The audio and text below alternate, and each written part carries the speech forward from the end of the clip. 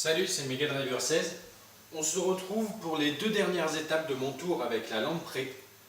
Et ici, on est sur l'étape de Semnoz. C'est le moment de vérité de ce Tour de France. Là, je suis avec Cunego en échappée, à 15 km de l'arrivée, avec 4 minutes d'avance sur le peloton. Je lui fais prendre son dernier ravitaillement et je vais le laisser gérer la suite seul. Avec 5 objectifs sur cette étape de Semnoz, sur ce moment crucial du tour, à savoir le maillot jaune bien évidemment avec Serpa, que je prends tout de suite. Il n'a que 31 secondes d'avance au général, comme on peut le voir sur le tableau qui s'affiche sur Froome. Deuxième objectif, Scarponi pour la place sur le podium. Il a 3 minutes 40 d'avance sur Valverde à peu près. J'espère que ça va être jouable. Troisième objectif, le maillot à poids de Scarponi. Il a une petite avance. Il a combien? Il a 55 points d'avance sur Anton, qui n'est pas dans l'échappée. C'est d'ailleurs pour ça, entre autres, que j'avais fait partir Cunego. Quatrième objectif, la victoire de Cunego. La victoire d'étape de Cunego, on va voir comment ça s'emballe dans le final là. Et cinquième et dernier objectif, préserver la place dans le top 10 de Cunego. Donc s'il ne s'écroule pas dans le final, ça devrait être jouable. Là ça accélère un petit peu. J'avais demandé, je crois, à Niemek de me protéger. Il en est où là? Là il ne me protège plus du tout. Donc ça va être Scarponi qui va me protéger. Parce qu'ils n'en peuvent plus. Les autres coéquipiers, Niemek me protégeait protéger Serpa durant la majeure partie de l'étape. Et j'avais mis Pozzato ou Pietropoli, je ne sais plus. Pietropoli sûrement. Pour protéger Scarponi et son maillot à poids. Ça y est, on entre dans le vif du sujet. Cunego n'a plus que 2 minutes 55 d'avance. Ça fond à vue d'œil. Donc là, moi, il faut que je surveille absolument Froome. Pour le moment, c'est Quintana, je crois, qui est parti. Ça y est, on arrive dans les pourcentages les plus difficiles. Ah, ça va être tendu là, hein. Ça roule très fort là devant. Scarponi est loin devant, il ne me protège absolument pas. On est à 9 km de l'arrivée. Faut réagir tout de suite, les gars. Il prend la tête du général virtuel. Et bien voilà, c'était prévisible. Froome a ses 30 secondes d'avance là pour le moment. Qu'est-ce que je fais? Je demande à Scarponi de m'attendre ou j'espère revenir sur le groupe? Il est en train de se faire décramponner. C'est une bonne nouvelle pour nous, pour le général. Il faudrait que j'essaye de revenir là. Je passe un petit coup de grand plateau, même si c'est très tôt. Trop tôt même sûrement. C'est un peu moins dur, mais ça ne va pas durer longtemps. Allez, les autres ont aussi mal que vous. Non, c'est pas Scarponi là. Qu'est-ce qu'il nous fait Scarponi? Si c'est bien lui. Je ne vais pas pouvoir le contrôler parce que je risque de faire une bêtise si je le prends la main avec lui.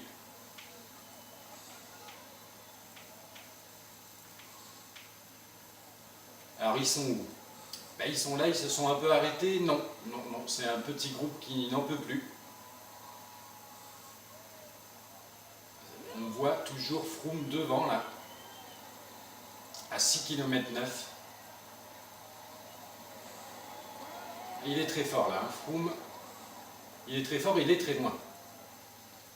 Je pense que Cunego va avoir du mal.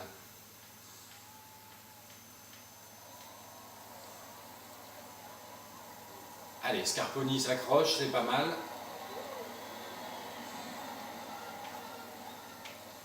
Allez, à 6 km, je prends un premier ravitaillement.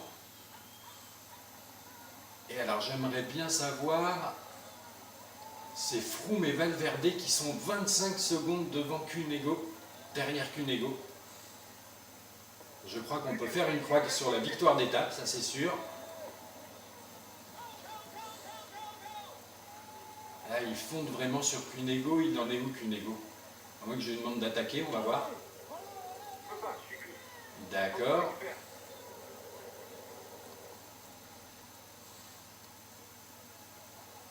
Assez dur là. Hein.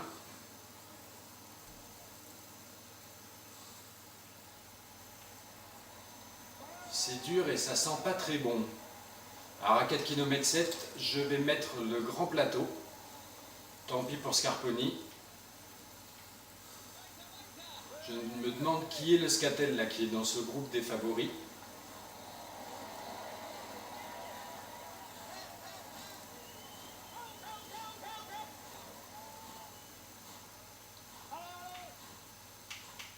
On va sûrement pouvoir faire le décompte.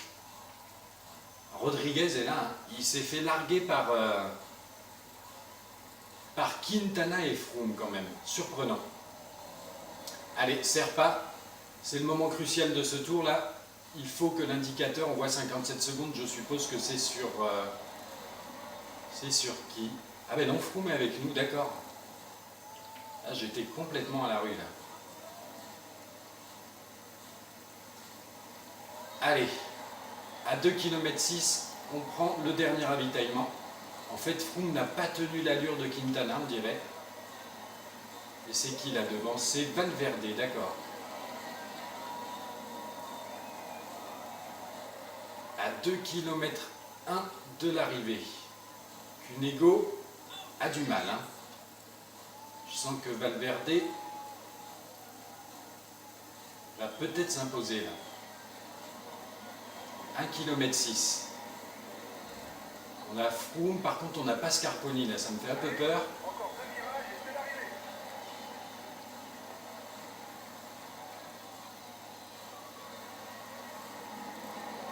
Échappé, à 1 km de la ligne d'arrivée. Ah, ça va annoncer le sprint. Hein. Voilà, c'est Valverde qui lance le sprint. Cunego derrière, mais qui ne va pas pouvoir, il n'en peut plus là, Cunego. Donc la victoire d'étape, on peut faire une croix dessus. Qui c'est là qui part devant? C'est Froome qui s'impose. Alors combien de secondes d'écart? Attention, là le maillot jaune se joue. 30 secondes d'écart sur Froome avec Serpa.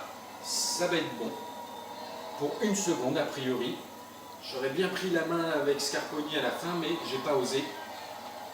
Et je pense que j'ai bien fait.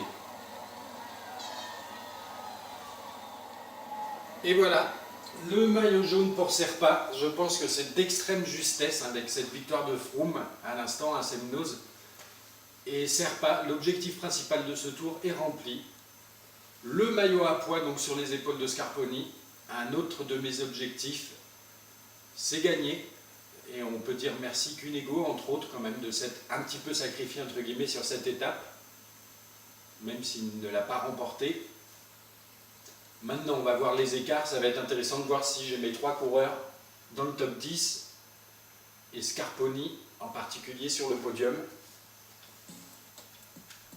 A priori, oui, on vient de l'apercevoir.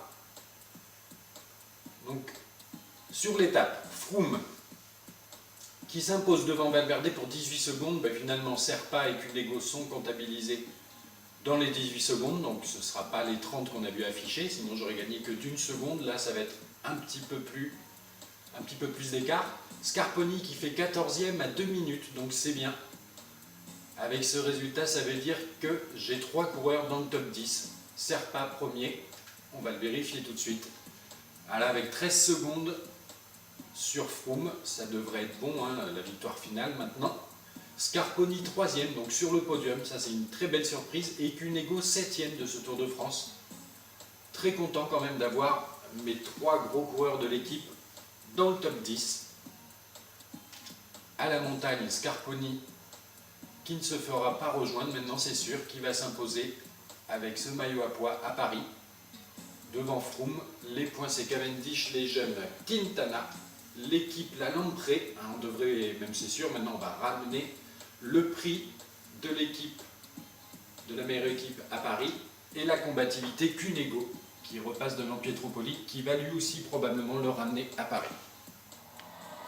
Et justement, nous y voici à Paris pour la dernière étape, l'arrivée prestigieuse aux Champs-Élysées et le sacre pour Serpa. Mais pour le moment, il y a une étape potentiellement à gagner. Et là, j'ai pris Petaki qui s'était imposé sur la première étape du tour. Et je vais le faire attaquer dans mon coup classique. Ah là, mais Fedrigo, il en veut là. Allez, dans le virage, là, je vais lancer mon attaque. Ça y est. J'attends pas le virage d'ailleurs.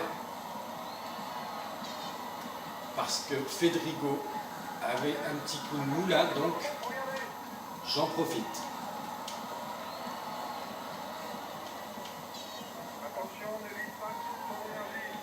Mon premier gâteau.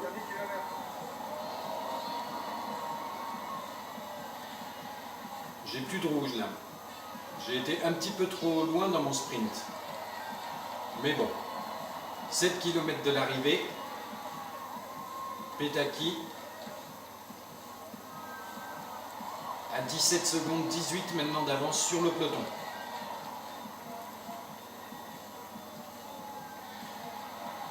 Je prends mon dernier ravitaillement. À bientôt 5 km de l'arrivée, 20 secondes d'avance, c'est pas encore grand chose. Mais c'est un rouleur honnête quand même, Petaki. Et donc, j'espère que le coup va fonctionner comme d'habitude, je serais tenté de dire, entre guillemets. Là, ça augmente un petit peu. Allez, hop. La dernière fois qu'on passe dans ce tunnel, 43 secondes. Le rouge remonte un petit peu, très légèrement, hein, même pas une bride. 2 km de l'arrivée. Alors, ah, il y a Sagan à 27 secondes, d'accord. Ça va être chaud là quand même.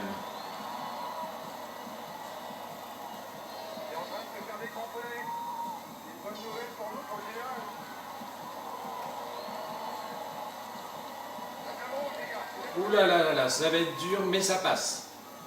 Victoire de Petaki, 4 secondes devant Kittel et Sagan.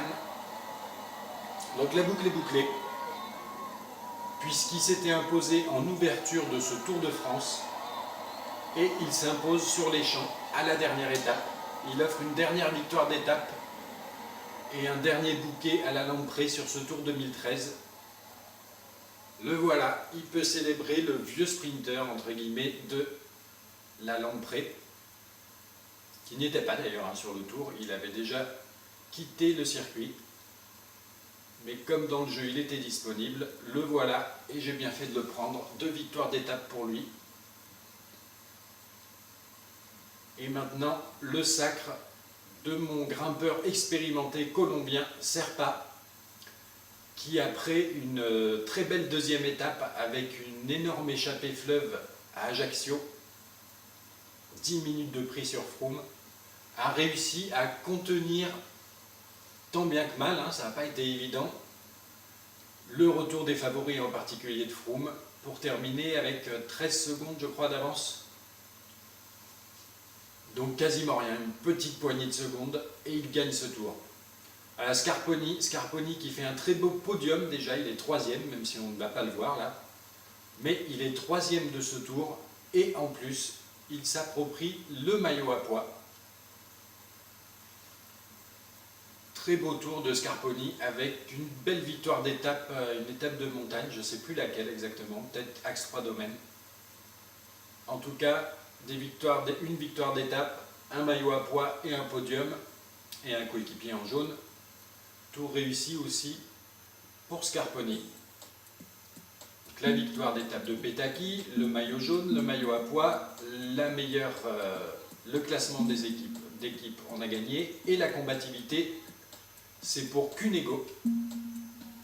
Donc, je passe les différents objectifs. pour aller directement au classement. Les tableaux finaux de ce Tour de France. Et donc au général, Serpa, 13 secondes, c'est ça devant Froome, donc quasiment rien. Beau podium de Scarponi à 3,50. Valverde et Quintana de la Movistar font 4 et 5. Et Cunego qui accroche une très belle 7ème place, donc un top 10.